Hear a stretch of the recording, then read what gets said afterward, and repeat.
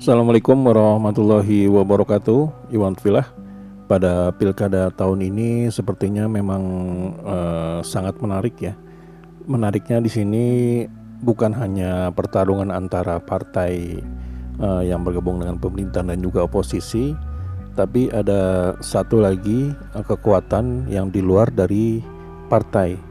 Apa itu? Yaitu anak abah.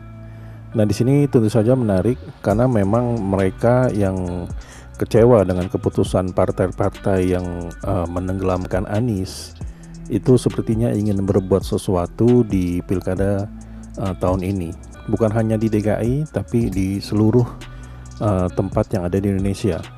Nah, hal ini tentu saja menarik dan menjadi perhatian banyak orang karena memang banyak yang beranggapan kalau Anies ini setelah dia tidak terpilih lagi menjadi calon gubernur DKI Jakarta, maka kekuatannya perlahan-lahan hilang. Nah, hal ini tentu saja tidak bisa diterima oleh mereka para pendukung Anies yang mengatakan ingin membuat sesuatu pada pilkada tahun ini. Sesuatu itu apa? Banyak sekali tagar-tagar yang bertebaran di media sosial, tapi yang paling menjadi perhatian adalah tagar benamkan PKS. Ya, bisa dibilang PKS adalah salah satu musuh utama dari anak-anak abah saat ini, karena memang PKS lah yang menyebabkan bisa dibilang public enemy dari anak abah, sehingga Anies Baswedan tidak bisa mencalonkan diri di Pilkada DKI tahun 2024. Nah, hal itu sangat menarik karena memang PKS ini bisa dibilang salah satu partai yang menjadi kekuatan utama dari Anies Baswedan. Tapi hal itu hanya terjadi di Pilpres tahun 2024 kemarin, dan saat ini PKS dengan tegas dan yakin meninggalkan Anies Baswedan. Nah, tentu saja hal ini menjadi perbincangan publik karena ada yang beranggapan kalau partai-partai yang dulunya mendukung Anies dan sekarang pindah ke pemerintahan itu karena tersandra oleh sesuatu, dan sesuatu itu adalah hukum gitu loh. Nah, pengamat seperti Ges Khalifah itu mengatakan PKS itu tidak tersandra. Dia itu independen, dia itu bebas, tapi masalahnya PKS itu sepertinya sudah lapar dengan kekuasaan, sehingga dia akhirnya memilih bergabung dengan pemerintahan, dan konsekuensinya adalah melepaskan Anies.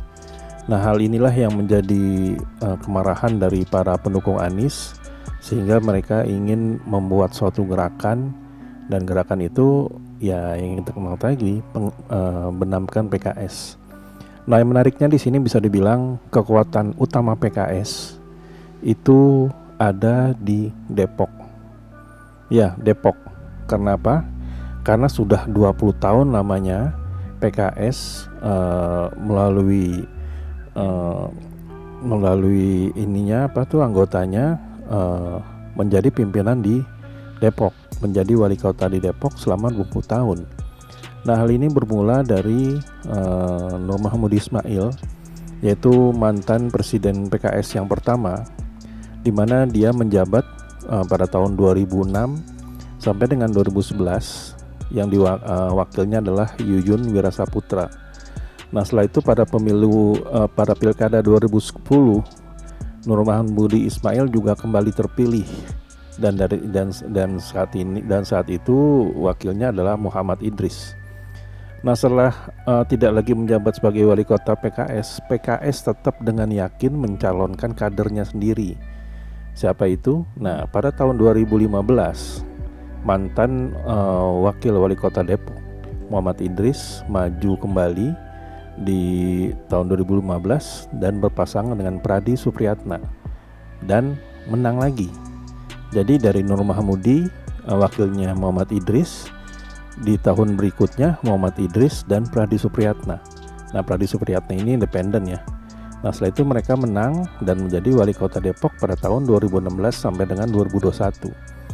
Pada tahun 2000 pemilihan berikutnya, Muhammad Idris kembali mencalonkan diri menjadi petahana, dan kali ini wakilnya adalah Imam Budi Hartono yang sama-sama orang PKS. Nah, setelah 2021 tentu saja masa jabatan Muhammad Idris akan berakhir. Nah, seperti pengulangan pada saat Nur Mahmudi Ismail dan diberikan tongkat estafet kepada Muhammad Idris, kali ini PKS ingin mengulangi cara yang sama, yaitu wakil dari Muhammad Idris, yaitu Imam Budi Hartono, akan menjadi calon wali kota Depok pada tahun 2026 sampai 2031. Nah, itu Imam Budi Hartono ini akan yang menjadi wakilnya adalah Ririn Farabi Arafik. Nah, di sini yang menariknya calon lawannya itu yaitu Imam Budi Hartono dan Ririn Farabi Arafik ini hanya dicalonkan oleh dua partai ya, yaitu Golkar dan PKS.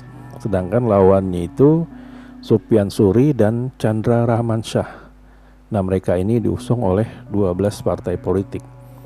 Nah, perbedaannya tentu saja menarik karena memang kalau tidak ada terjadi insiden PKS itu memilih menceraikan Anies Baswedan, itu saja sepertinya udah mau diusung lawannya itu mau diusung oleh 13 partai, 20 partai, mau partai sekalipun, sepertinya calon dari PKS lagi lah yang akan menang. Nah, perbedaannya di tahun ini tentu saja ya seperti itu tadi, karena berpisahnya Anies Baswedan dan PKS. Nah, dari sini ada saling mengklaim. Kubu anak Abah atau Anies Baswedan semua beranggapan bahwa naiknya suara PKS di DKI Jakarta adalah karena mereka mengusung Anies Baswedan, sehingga kursinya itu menjadi salah satu yang terbaik atau yang terbesar semenjak PKS itu didirikan sejak tahun 98. Sedangkan dari kubu PKS mengatakan PKS besar bukan karena Anies, karena sejak mereka berdiri belum ada Anies di sana. Dan seperti kita tahu, Nur Mahmudi Ismail itu menjabat pada saat PKS itu belum bersama Anies. Jadi kedua-duanya saling mengklaim bahwa mereka bisa besar karena kami. Kalau tidak ada kami, mereka tidak akan besar. Itulah yang diusung oleh anak Abah dan para kader-kader dari PKS. Nah, di sini tentu saja menarik karena memang bisa dibilang pertandingan yang realnya itu bisa dikatakan di Depok. Karena Depok ini PKS sudah memimpin di sana itu sudah 20 tahun, dari tahun 2005 dulu ya. Sampai dengan saat ini semuanya adalah dari kader-kader PKS. Nah, di sini tentu saja menarik karena memang apakah iya masyarakat Depok masih tetap percaya dengan PKS, atau ini waktunya PKS kerajaan PKS akan runtuh di Depok di tahun ini. Ya, ini saya menarik karena memang di salah satu media di siapviva.co.id. Nah, di sini salah satu tembok atau benteng dari kemenangan PKS adalah mereka dari tokoh-tokoh agama, tokoh ulama, kiai, ustadz yang mendukung siapapun kader dari PKS yang dimajukan. Nah, sedangkan saat ini ada deklarasi ulama Kota Depok itu yang berjumlah sekitar 300 orang. Itu sekarang memilih lawannya PKS, yaitu Sufyan Suri dan Chandra Rahmansyah. Nah, di sini mereka mengatakan target utama menjadikan Sufyan Chandra wali kota dan wakil wali kota Depok. Kemudian yang kedua, silaturahmi antara ulama yang selama ini belum pernah terjadi. Walaupun kita punya MUI, boleh dilihat pernahkah MUI mengumpulkan kiai sampai 300 orang seperti ini, kata Kiai Haji Abu Bakar Madris, salah satu pimpinan ulama tersebut. Nah, setelah itu yakinlah, karena melihat dari semangat para kiai ini, ya seperti ini baru terjadi di kota Depok. Semangatnya mereka itu untuk merubah kekuasaan, ini marwah para kiai. Nah, di sini bisa dikatakan sudah mulai timbul ada perlawanan ya dari mereka masyarakat PKS yang selama ini dengan mudah mendapatkan simpati dari masyarakat siapapun itu yang diusung oleh PKS. Nah, sedangkan di tahun ini PKS sudah tidak bersama Anies. Ada yang mengatakan kekuatan PKS adalah dari keputusan mereka untuk mendukung Anies sehingga suaranya itu naik dengan signifikan. Ada juga yang mengatakan PKS besar bukan karena Anies. Nah, di sini sepertinya akan menjadi salah satu pertempuran yang sangat ditunggu-tunggu ya, apakah memang PKS yang menang atau lawan politiknya yang menang. Di sini bisa dikatakan juga menjadi salah satu simbol ya, salah satu simbol dari perlawanan anak-anak Abah untuk bisa melawan hegemoni dari PKS. Sekarang kita tentu menarik karena memang bila PKS itu kalah dan lawannya yang menang, tentu di sini klaim dari para anak Abah yang menyebutkan kalau kekuatan PKS pada tahun ini itu bisa dikatakan mayoritas adalah dari anak-anak Abah. Tapi bila tetap PKS yang menang, berarti klaim PKS bahwa mereka besar bukan karena Anies akhirnya terbukti. Nah, sepertinya di sini adalah salah satu tempat ujuk kekuatan gitu loh antara anak-anak Abah dan mereka para kader dan simpatisan PKS. Kalau memang PKS yang menang, bisa dikatakan kemungkinan mungkin perjalanan Anies Baswedan di politik tanah air ya sampai di sini.